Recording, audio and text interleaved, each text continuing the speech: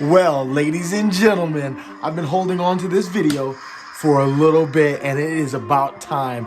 It is a video where we are giving you a discussion preparing us all for the Book of Boba Fett that's about to release on Wednesday. At the time of this recording, we are just days away. But I recorded this interview some time ago when the trailer dropped, and I've been waiting to release it, and now it's time.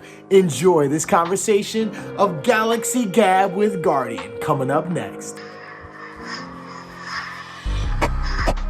What's going on, you guys? Welcome to Freedom Story Entertainment. And you guys, we've got another awesome episode where we're going to have our Galaxy Gab with Guardian. I know it's a whole lot of G's going on there. But alliteration. That's right. This kid's in school. I love it. Yeah, you guys, but this is the time where we get to have some great conversation across the pond with my friend over there in the UK, all about Star Wars and that amazing galaxy away, far, far away, right? So we today are going to be talking about the Book of Boba Fett. I mean, it's not really the third season of The Mandalorian, but it's kind of like a spinoff. It's 2.5. There you go. That's what I've heard. That sounds good. I like that. I like that. So we actually saw it, when it first dropped. That was on your birthday, wasn't it? Yep. Well, happy belated birthday. And what a present, what a gift. The best gift. So tell us your first thoughts about it. What did you think about when you were first seeing it? Kind of walk us through maybe even your emotional experience with that. Holy crap, it's Boba Fett.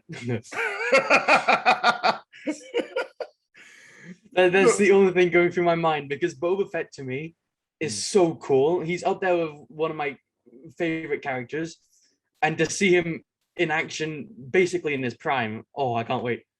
Yeah. So, well, take me back real quick. So when they having known that about you now with your love of Boba, when we were watching, was that season 2 when they finally were teasing him and brought him? They teased him in the first episode of season 2 and in season 1 a little bit. So when you got that first glimpse, what was it, like the back of his head? I think we saw or something like that. What were you like? How did you respond? Did you like jump out of your seat or something like that? I didn't believe it was Boba. I'm not gonna lie. Oh, you thought they were lying? I thought they were teasing the next episode, the villain the next episode. So I was like, oh, that's not Boba. That's fine. That can't be Boba. And they made him look, I mean, pretty hardcore in that season when we finally actually saw him. It was episode 6, and then we saw him take on a whole platoon of stormtroopers. Yeah, hardcore, really hardcore. Yeah. And then it was like, oh, so this is a taste of why everybody is so enamored with these Mandalorians. Even though he's not actually is he? Yeah, well, his father was kind of Mandalorian. He was born on the moon of Concord Dawn, which circles Mandalore. Right. And he was taken in by the Mandalorian, so technically he is half Mandalorian. I guess in the same way that oh my gosh, the Mandalorian from the Mandalorian is not by blood, but by upbringing. Yeah. Okay, so now let's take us to this trailer. Well, first of all, when I was watching it start, I have a thing about spiders. Oh, I'm not a fan. And like even in The Mandalorian, you remember that one episode? The second episode where they had those massive spiders coming out the cave. Dude, I was losing my mind. So this is sad. I'm a 43-year-old man. And I was literally, I remember it very well. I was watching that episode in my bedroom, in my bed. And when that happened, I was literally watching the episode like this, like through the crack of, and I couldn't even watch it. I closed one eye and then just cracked with the other eye. Like, so sad. I got to grow up. But they had this weird, did that thing look like a machine, like a mechanical kind of spider deal? I did watch a few breakdowns of the trailer. Okay. And I heard it's a little teaser to, if you remember Bib Fortuna, who was originally on the throne. Apparently it was a teaser to his original death, because those droids were supposed to keep his brain in there, and they were basically his body after he died. So it was just meant to tease that since Bib Fortuna is already dead. Yeah, so like that's another thought or another conversation to me, because the last we saw, he was the one who took over from Jabba, right? So I'm assuming they're teasing that because they're gonna kind of walk us through why he's not. Why? Well, if I remember correctly, they killed him in the last episode of The Mandalorian. Oh, did they? And I don't remember. Oh, right. That Boba was Fett him came in when they were showing up. Duh, hello. That was how they kind of like teased the teaser. The Book of Boba is coming. Hello. There's a reason I have you, to keep me on track with Star Wars. I'm always on the loop. So you got that creepy little thing that's kind of teasing, the Fortuna bit, and then what else did we see in there? So we got Fennec Shan rolling with Boba. And here I'll let you share some more of your thoughts, because I got some deeper like conceptual thoughts that I think I have about it. But what else have you discovered or did you enjoy about the trailer? I think I'm going to enjoy seeing a lot of Tatooine, because I feel like we're going to go to iconic locations like Mos Eisley, Mos Espa, maybe stuff like Anchorhead, because by the looks of it, it's all primarily based in Tatooine, because we don't see any other sort of landscape. So taking you back to some of that old school Star Wars. Yeah. Nice. And I think it's going to be a lot about, similar to Clone Wars, where Maul tried to create Crimson Dawn, where he tried to like collect the other, how do you say, guilds and put them into one. I think that's what he's trying to do, and trying to reform Jabba's great empire. Because it looks like he's trying to go about it with a little bit of a different spin, which I think is interesting. I mean, I think it's actually really kind of appropriate for the times that we're in. Jabba ruled with fear. I intend to rule with respect. Culture of today is really screaming for a new type of leadership and a new type of leader. And for many, generations, there's definitely been a sense of like the, overbearing, powerful, I will, Vader type of leader, you know what I mean? Ruling with an iron fist. Yeah, exactly. And that's kind of the way that Jabba ruled, right? And he says, as he's coming into the throne here, Boba's like, I'm going to rule with respect rather than fear.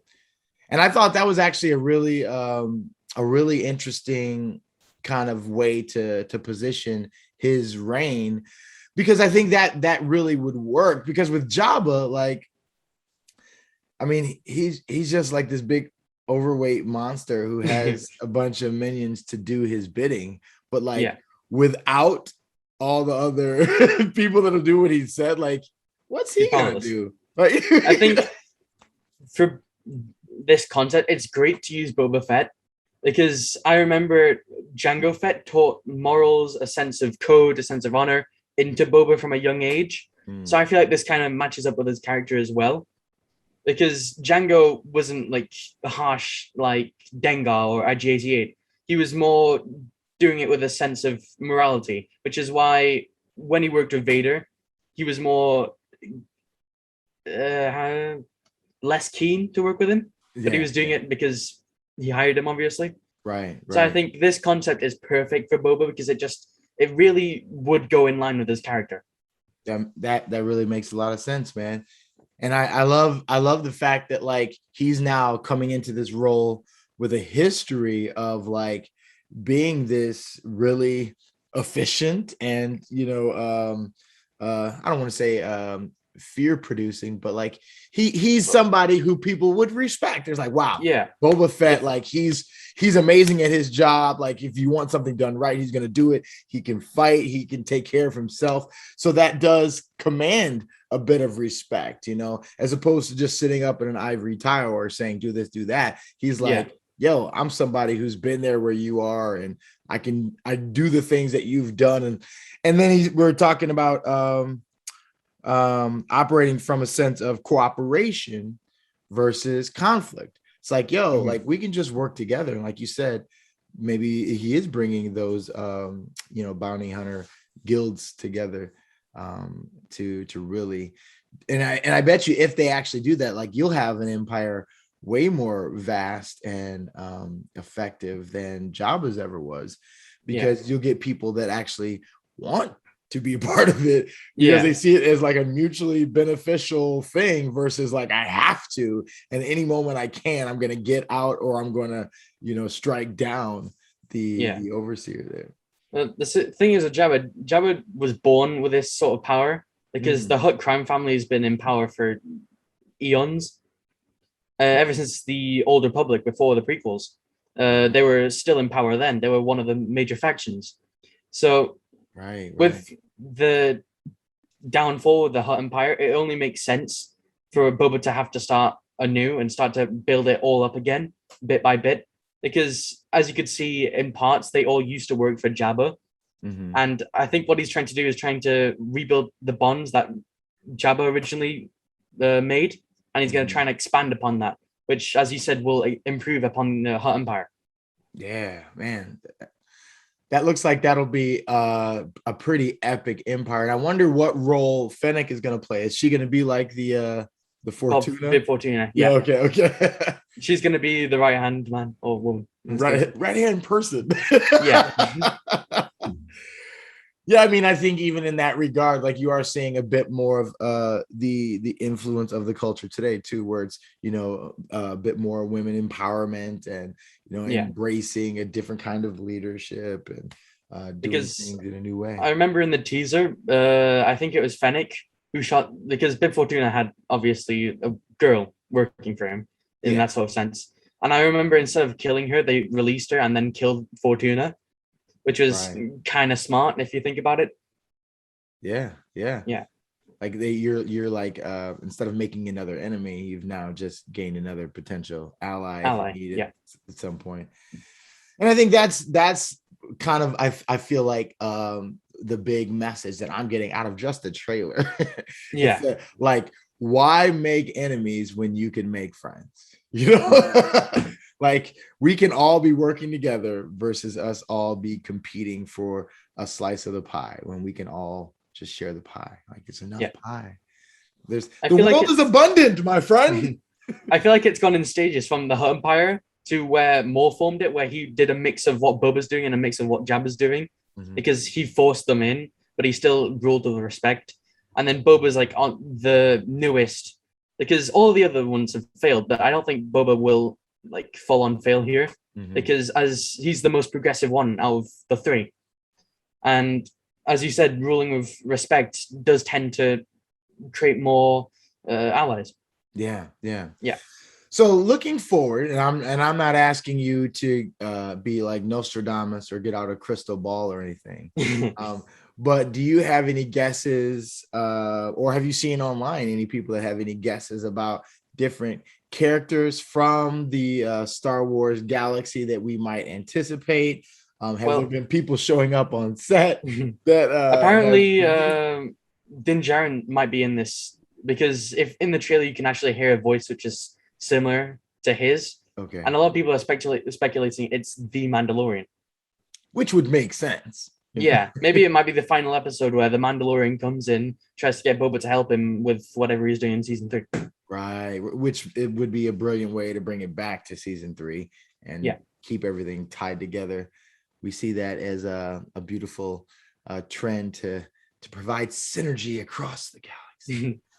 Because I heard Book of Boba Fett's only going to be one season, and it's not going to have another. But depending on how this does, they might have another. We'll just have to see. Yeah, I mean, unless they drop the ball, I mean, I think everybody's going to be wanting more. So, more and not less. More Boba. More Boba, please. That's like my daughter when she goes to the boba tea places. She loves it. I want more boba, please. More boba. Please, sir. Can I have some more? Yes. May I have another? Okay. Any other last thoughts about the trailer, or what you might be excited about or anticipating? I really want to see some more bounty hunters. Yeah. Like one of the original ones from Empire Strikes Back. right when they're all kind of gathered there. Yeah, Boba's one of many. Yeah. because a few of them did die. Because you see IG-88 and Scraps on Cloud City, but we don't know the fate of people like Bosk. I forgot the other guys, but they're well-known bounty hunters. So there's Bosk plays a big role in Clone Wars, which is the only reason I remember him. Okay. And I mean, like an IG-88, while he is in Scraps, I mean, technically, there's a bunch of IG units. There's IG-77, which we saw in Mandalorian. Right. And he was. But he died. I liked him. Yeah.